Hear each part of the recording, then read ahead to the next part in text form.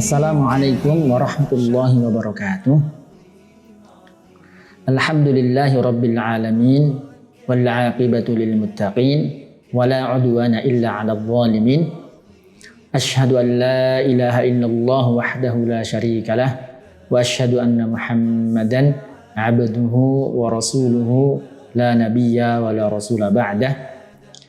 Allahumma shalli wa sallim ala habibina wa nabiyyina Muhammad sallallahu alaihi wasallam wa ala alihi wa ashabihi wa man tabi'ahum bi ihsanin ila yaumiddin.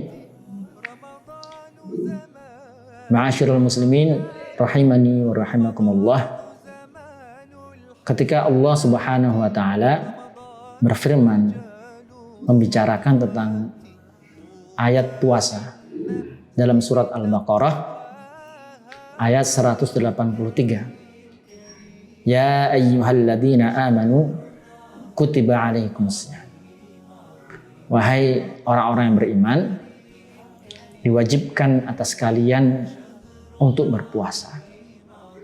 Ayat ini adalah sebuah petunjuk dari Allah Subhanahu wa taala, sebuah perintah dari Allah Subhanahu wa taala bahwasanya setiap muslim itu wajib berpuasa.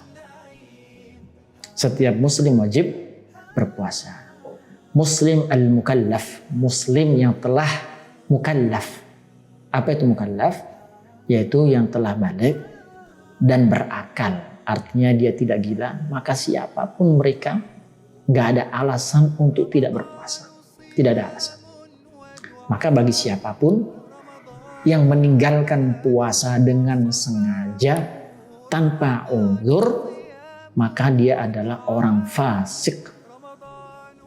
Dia orang fasik. Dia telah melakukan dosa besar. Dia telah melakukan dosa besar. Dia telah melakukan kemaksiatan yang besar, termasuk bagian dosa yang besar.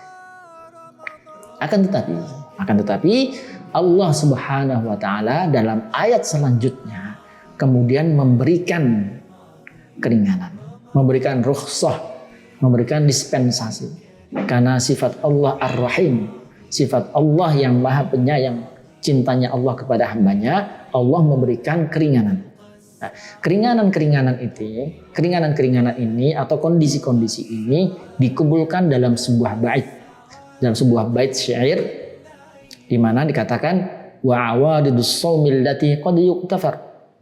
Ada kondisi-kondisi di mana berpuasa itu qad yuktafar, bisa jadi diampuni oleh Allah Subhanahu wa taala. Artinya boleh untuk tidak berpuasa.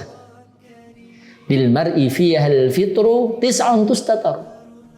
Jadi bagi seorang muslim boleh untuk tidak berpuasa. Yaitu apa? Ada 9 kondisi. Hablun wa irda'un wa ikrahun safarun maradun jihadun jaw'uhu atsun kibar.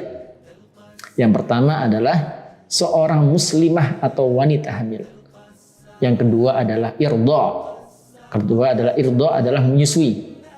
Yang ketiga ikrah, mereka dipaksa untuk makan. Yang keempat adalah safarun, sedang safar. Yang kelima maradun, sedang sakit. Yang keenam jihadun, sedang berjihad. Yang ketujuh jaw'uhu, sekaligus ke-8 atsun. Ke-7 dan ke-8 adalah lapar dan dahaka kibarun atau kibarun, yaitu usia tua renta.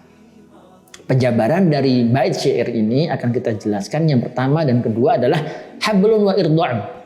Seorang wanita atau seorang muslimah atau seorang ibu yang sedang hamil dan menyusui, di mana Allah Subhanahu wa taala melalui hadis Rasulullah sallallahu alaihi wasallam diriwayatkan oleh Anas bin Malik, innallaha ta'ala wada'a 'anil musafiri as-siyam wa syatara shalah. Sesungguhnya Allah Subhanahu wa taala telah meringankan atau memberikan dispensasi bagi siapa? Bagi seorang musafir untuk tidak berpuasa dan kemudian untuk qashar. Wa 'anil hamili awil murdi'i as-shiyam. Nah, bagi wanita hamil dan menyusui, Allah berikan keringanan rukhsah, yaitu apa? Untuk tidak berpuasa. Itu kondisi pertama dan kedua. Nah, kondisi ini yaitu apa? Kondisi ini dia fa'iddatun min ayyamin ukhur. Maka mereka harus mengqadha atau mengganti di bulan selain Ramadan. Jumlahnya sesuai mereka tidak berpuasa. Jika mereka tidak berpuasa misalkan 2 pekan, berarti selama 2 pekan dia menggantinya mengqadha. Ada perincian kembali. Jika misalkan seorang wanita hamil dan menyusui, ada kekhawatiran dengan anak mereka, ada kekhawatiran dengan janin mereka, maka ditambahkan mereka harus membayar fidyah. Jadi tidak hanya sekedar mengqadha, tetapi mereka juga harus membayar fidyah. Ini dalam mazhab Syafi'i dan dalam mazhab Hambali. Kemudian kondisi yang ketiga adalah wa ikrahun, yaitu dipaksa untuk tidak berpuasa. Contohnya seperti apa? Seperti saudara-saudara kita yang ada di Uighur. Mereka dipaksa untuk tidak berpuasa. Mereka dipaksa oleh pemerintah setempat untuk makan di bulan Ramadan. Mereka malah dikasih makanan di bulan Ramadan, dikasih minuman di bulan Ramadan agar mereka tidak berpuasa. Kondisi ini, kondisi terpaksa. Kondisi di mana seorang muslim Uighur, mereka tidak ingin tidak berpuasa.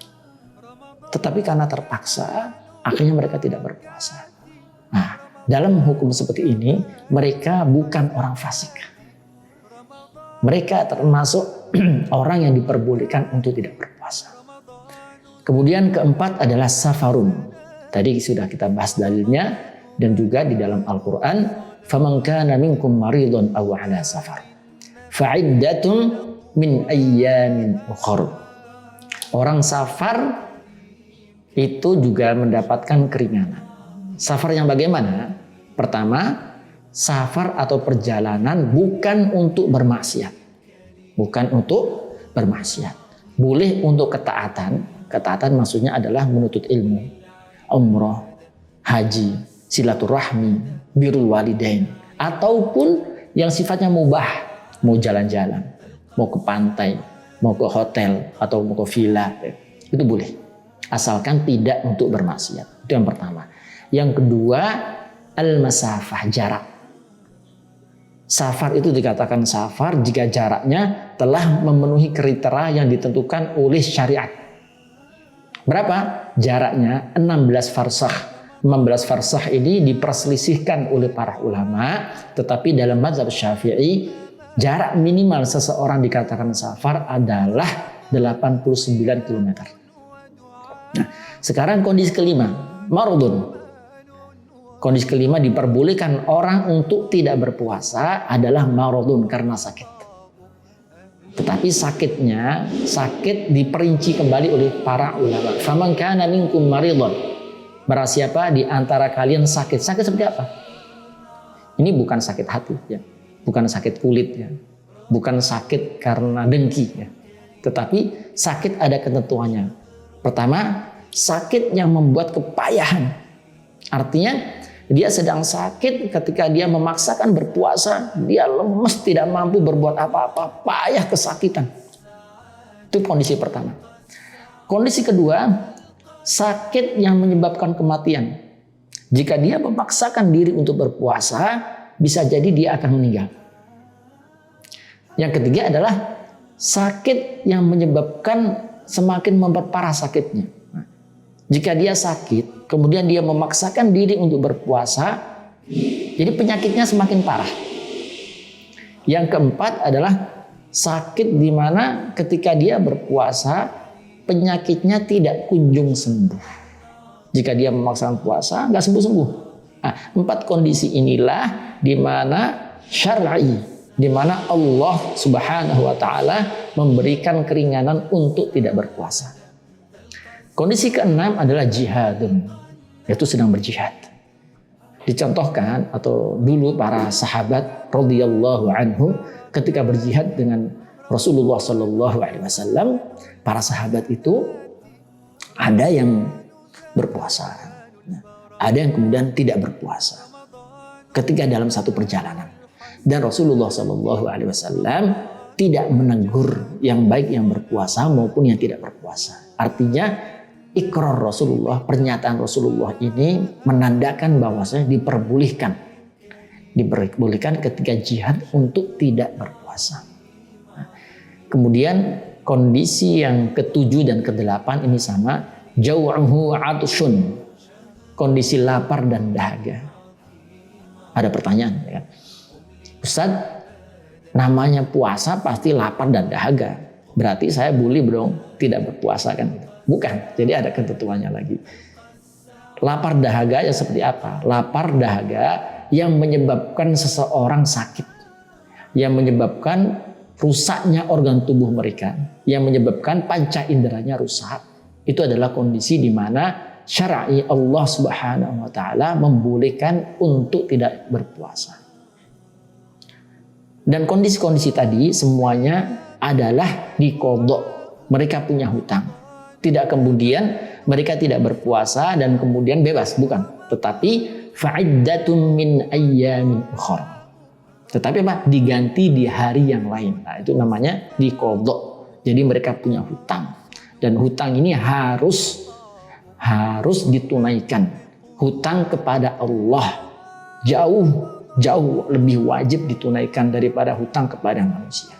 Jadi seseorang yang punya hutang kepada Allah dengan tidak berpuasa maka hukumnya wajib untuk ditunaikan atau diqadha. Yang terakhir adalah kibrun, yaitu usia tua renta.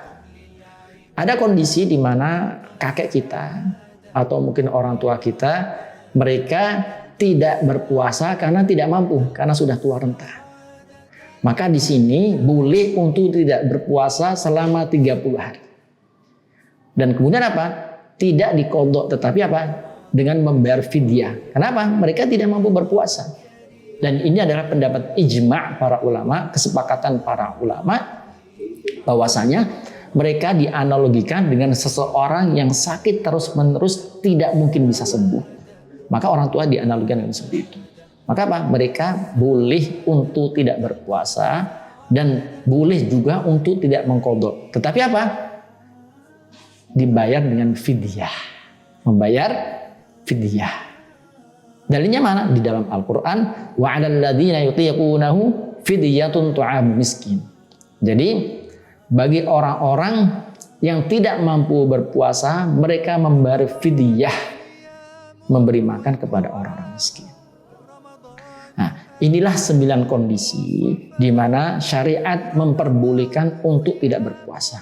Selain dari 9 kondisi ini, maka setiap muslim wajib berpuasa. Mudah-mudahan sedikit ilmu ini bermanfaat bagi saya dan bermanfaat bagi siapapun yang mendengarnya atau melihatnya. Barakallahu fiikum. Mudah-mudahan Allah menerima puasa kita. Mudah-mudahan Allah menerima segala bentuk amal soleh kita di bulan ini. Dan mudah-mudahan Allah masukkan kita termasuk orang-orang senantiasa diterima oleh Allah Subhanahu wa taala. Akhirul kalam. Wassalamualaikum warahmatullahi wabarakatuh. قم للعبادة تلقى السعادة قم للعبادة تلقى السعادة